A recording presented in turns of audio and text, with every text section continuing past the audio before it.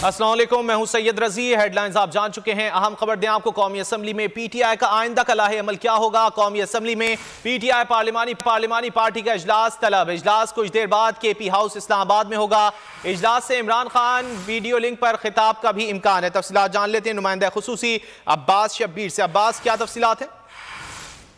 देखिए, तहरीक इंसाफ की पार्लियामेंट वापसी की सूरत में पार्लिमानी लीडर, अपोजिशन लीडर और पब्लिक अकाउंट्स कमेटी के चेयरमैनशिप के लिए जो नामों को हतमी शक्ल देनी है और आइंदा का कौमी असम्बली में क्या लाएमल होगा, इस हवाले से तहरीक इंसाफ की कौमी असम्बली में पार्लिमानी पार्टी का इजलास कुछ देर बाद खैबर पख्तूनख्वा हाउस में होगा।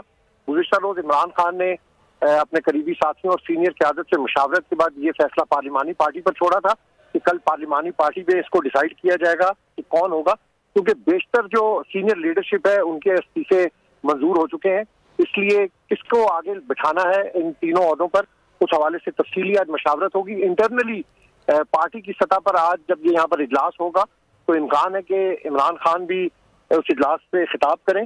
पार्लिमानी पार्टी के इजलास में स्पीकर कौमी असम्बली से मुलाकात के बारे में भी हतमी शक्ल दी जाएगी कि ग्रुप की शक्ल में वहां पर जाना है या किस तरीके से स्पीकर को जाकर तीनों ओहदों के लिए लेटर देना है। अहम इजलास है केपी हाउस में, कुछ देर बाद शुरू होगा।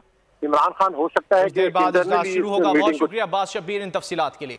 एक और आम खबर दें आपको, क्रिप्टो करेंसी से मुतालिक FIA साइबर क्राइम के नोटिस। अदालत ने सेक्रेटरी फाइनेंस, स्टेट